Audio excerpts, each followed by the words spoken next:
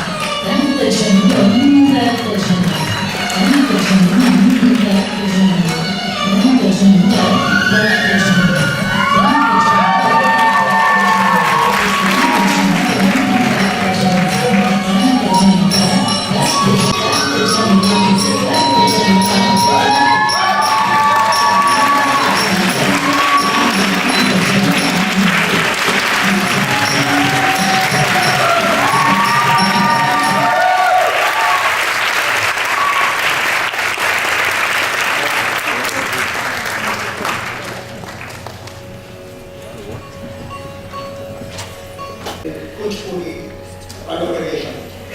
One more round of applause for her.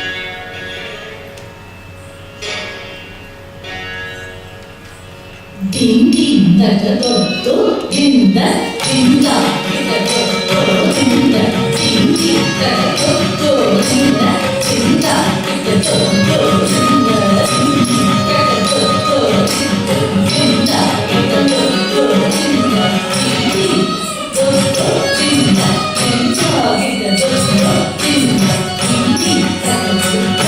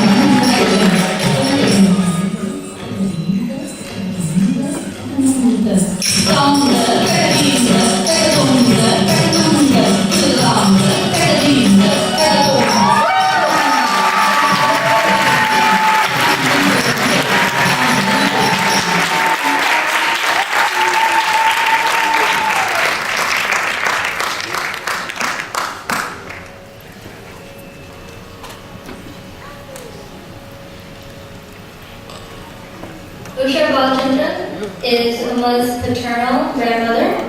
Rama Balachandran is Uma's paternal aunt.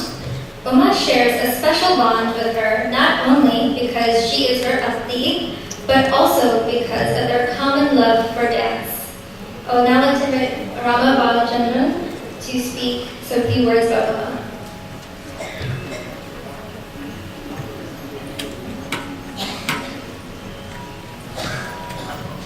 Thank you, Sonia. I, of course, have prepared remarks for this evening, but first I just wanted to go off script for a second.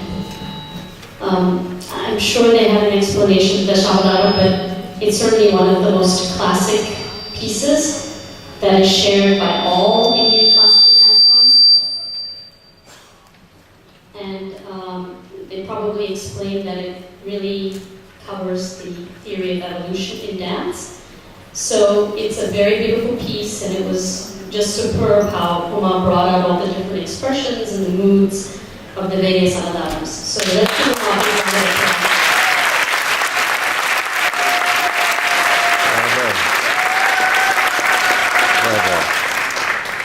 Good afternoon to all of you. My name is Rama Balachandran, and for those of you in the audience whom I might not have met, I am Uma's aunt, her appa's sister. I've known Uma since she was 10 days old and had the privilege of her being an important part of my life and witnessing her grow into an amazing young woman that she is today. We have a special relationship, one that I will always treasure. This evening, I want to share with you some anecdotes and feelings about my special niece. Uma was a colicky baby, and when I visited her, I would often find her up, unable to sleep, and of course keeping her poor parents from sleep. But within minutes of being placed into my arms, she would drift into slumber, and pretty soon we called it the soporific effect of Atte. She didn't call me Atte though, and doesn't call me Atte now. When Uma was starting to speak, it was a fair mix of English, Hindi, Tamil, and Telugu words. For whatever reason, she heard the word Atte as Atti, and insisted on calling me that. So I was dubbed Atti, a name she uses only for me, no offense to her other Attis in the audience. She was very possessive of her Atti then, and I loved every minute I spent with her. When she was 4, Uma's grandparents, my parents, started spending time in Chennai for the music season. And little Uma, who could throw some mean temper tantrums, threw a Dinkala her own word for a super tantrum, upon learning that her grandparents would be gone away for a few months. After she had stormed out of the room and slammed the bedroom door behind her, I pried it open and went in to comfort her and explained to her why Tata and Pati were going away and why she should not take it to heart. Ati, I'm really mad at you too, she said, because you bought Pati's plane ticket. And she stomped her foot and turned her back on me. It was a sore spot for a while, but I managed to get her to accept why Tata and Pati were going away and leaving her. I've had the pleasure of being part of Uma's journey in dance, which is a big part of our family's tradition. Here today, we have 3 generations of dancers. My mother, Usha Balachandran, myself, and of course Uma. And I would not fail to mention that Uma's mother, of course, is a very gifted dancer also.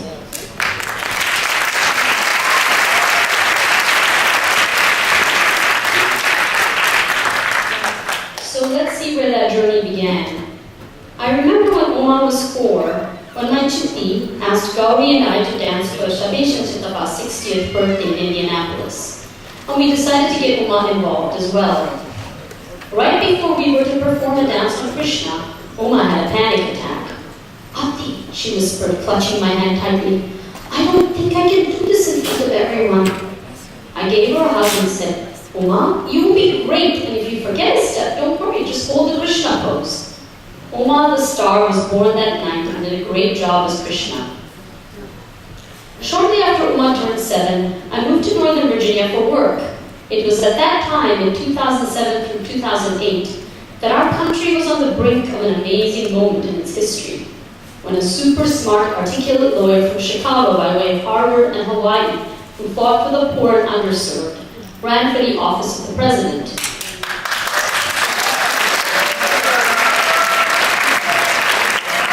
As I visited Tata and Pati one weekend in Queens, my accomplished and very dear friend, Judge Sandra Roper, who is here with us this evening, had come over.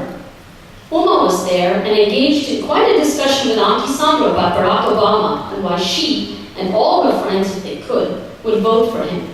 Then Uma declared, Auntie Sandra, my Tata tells me he won't vote for Barack Obama, but I will make him vote for Mr. Obama. Sure enough, come election day, she made her Tata vote for him. She was as determined then as she is today, and that determination has served her well in all aspects of her life.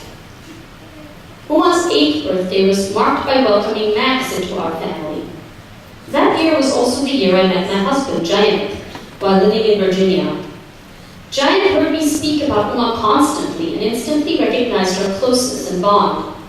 He loved that I had such a close relationship with my niece.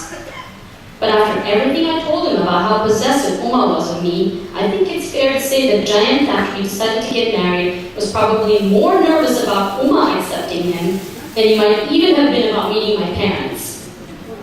He was right to be nervous, and I remember how I had to very delicately bring up the subject with Uma. Since I'd never raised with her the prospect of getting married, Uma looked at me with all the indignation that only an 8-year-old can muster and said, I don't think I'm going to like this man. I have no idea if she recalls that conversation, but frankly, my palms became sweaty in her response. A few weeks later, I invited the family to meet Jayant for dinner. I still remember little Uma seating herself across the table from Jayant and myself and surveying him closely with those large eyes. No detail escaped that intent gaze. Jayant, sensing her skepticism and distrust, pulled out his gift for her, a set of bangles from India. My usually polite niece had to be prompted to say thank you, all the while never looking away from him. I diplomatically stayed away from talking about Jayant in the weeks following the meeting, until one day, Uma brought him up and asked, Ati, what should I call Uncle? Uncle Jayant or Jayant Uncle? I heaved a huge inward sigh of relief. This meant Jayant had passed the Uma test. The rest, as they say, is history. Uma has definitely become fond of her Uncle Jayant, just as he's so very proud of her and loves her. Which brings me to the next big moment with Uma that I recall in 2010. When I unexpectedly found myself expecting and thrilled about it, my parents were in India for the music season. When I shared the news with Uma over the phone, there was dead silence. This was a wholly unexpected turn of events, but one that Uma, being an only child, embraced as her opportunity to become a big sister. Uma definitely favored girls and refused to even think about me having a boy. As my due date approached in the summer of 2011, although none of us wanted to say it out loud, the last ultrasound clinched it. There in the image was the unmistakable sharp jaw and head of a boy. Uma was openly disappointed, but the minute she held Yuva, my son, she let it go. I'm so very glad that my boy and his Umaka instantly bonded and remained close. And despite the gap in years, I sincerely hope Umaka will stay close to Yuva and guide him to follow in her amazing footsteps. But to me, the essence of my relationship with Uma springs from a bond that I can only describe as a Purva Janam Bandham, the Sanskrit term for a bond that transcends lifetimes. We are souls that knew each other from a past life. All the conversations we've had about every topic under the sun, her hopes and dreams, her fears and disappointments, I feel I always knew what I had to say to her, to give her the comfort and support as her Aki that helped her and guided her to where she is today, poised for continued excellence ahead. Uma, while your parents and grandparents were instrumental in raising you up to be the amazing and wonderful human being you are, I know and feel our special relationship added a unique dimension to your life while enriching mine beyond measure. Now that Uma is a full-blown teenager, I can't always say I know what she's thinking and feeling as she is becoming her own person, developing her own life away from me and the rest of our family. But when she asked me to speak about us tonight, I felt the love that we have always shared, pure, magical, and timeless. I have to say, I secretly hope that as your Aki, my place in your heart is shared with no one else, just as you will always have your special place in mine. I love you, and today, as you reach yet another golden dance with such beauty and grace, as you stand on the brink of the rest of your life, I want you to know you will always be an important part of my life, and I pray you will always keep me close to you. Love, your Aki.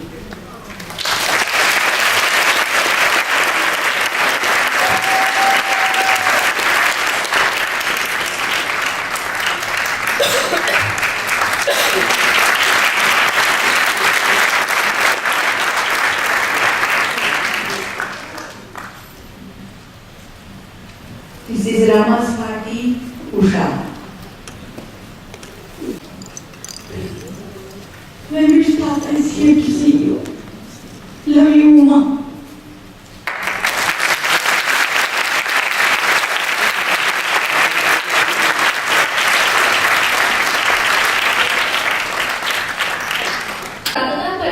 Received her training in Indian classical dance under the revered gurus Padma Shri Saroja Vaidyanathan, Dr. Uma Rama Rao, and Dr. Nataraja Ramakrishna. She is a gold medalist in MA Dance from Telugu University, Hyderabad. She stood first in the All India Classical Dance Competition for 3 consecutive years and was the recipient of a Government of India scholarship for furthering her studies in Indian dance. The Government of India has accorded her the status of Grade A artist.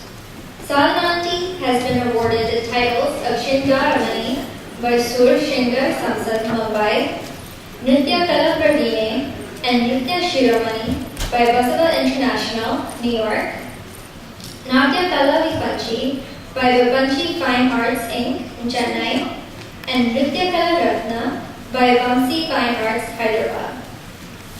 Our vocalist for today is Srimati Savitri Raman.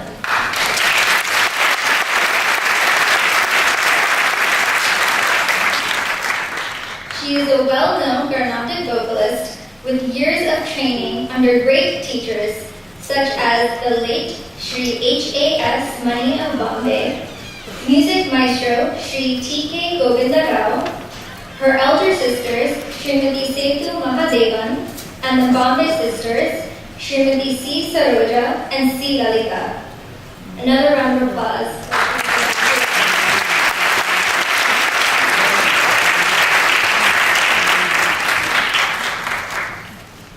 Our percussionist for this evening is Shri Murali Balachandran.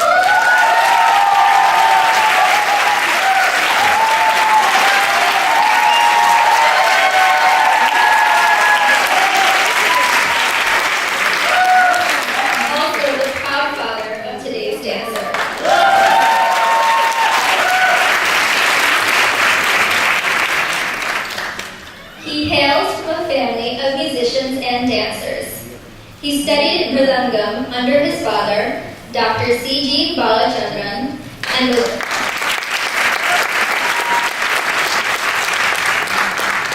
was introduced to Bharatanatyam by his mother, Srimati Usha Balachandran. Our violinist for this evening is Srimati Sandhya Anand.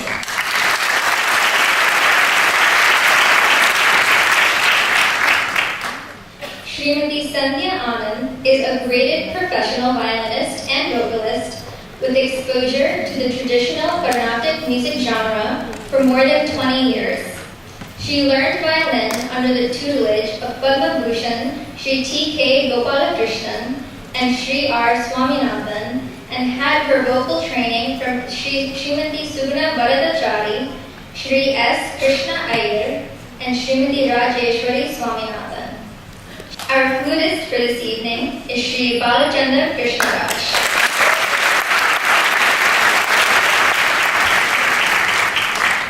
His gurus are Srimati Rajamani and Srimati Sikhid Maitali Chandrasekhar. He performs regularly in solo Carnatic concerts, fusion music, and light music shows, as well as accompanying various leading artists in the Northeast. On the veena is Ms. Raji Natarajan.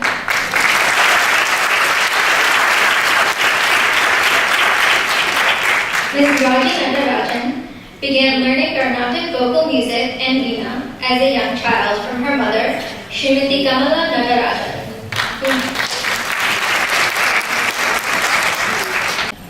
Our next item is Bama Kalapam. Bama Kalapam is one of the most famous Kuchipudi items. It is the story of Satyabhama, the beautiful but jealous wife of Lord Krishna, and Kalapam, which means dialogue or argument. The theme is taken from the famous Bhagavatam and is based on the emotions, love, and desolation of Satyabhama. The Pravesa Bharuku, or opening number, describes the beauty of Satyabhama, the daughter of King Satyajit. She is selfish and blind in her love for Lord Krishna.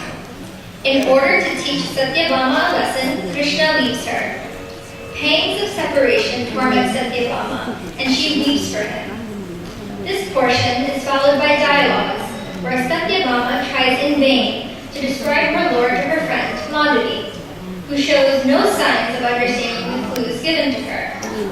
Unable to say her lord's name, Satyabhama leaves in desolation, as she does not feel Madhavi can help her find her lord. And Ragam, Ragamalika, Talam, Talamalika.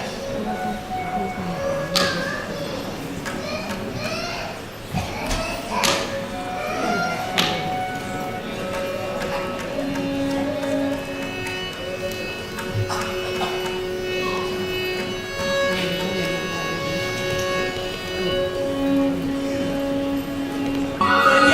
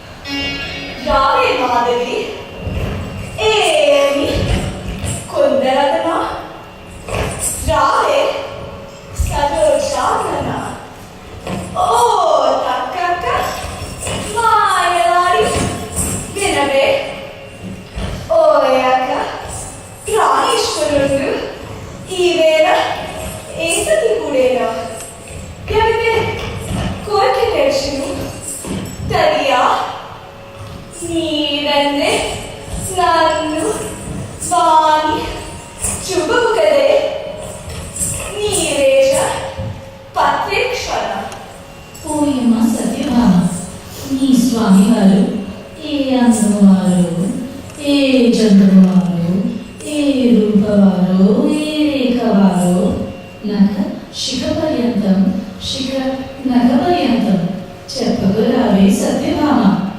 ఓయమ్మ మాధవి, నా స్వామి వారు శంఖం ధరించినటువంటి వారే ఓయమ్మ. శంఖము ధరించినటువంటి వారు జంగన దేవరా నీపతి? నా స్వామి వారు చక్రము ధరించినటువంటి వారే ఓయమ్మ. చక్రము ధరించినటువంటి వారు కుమారి కాదటామా?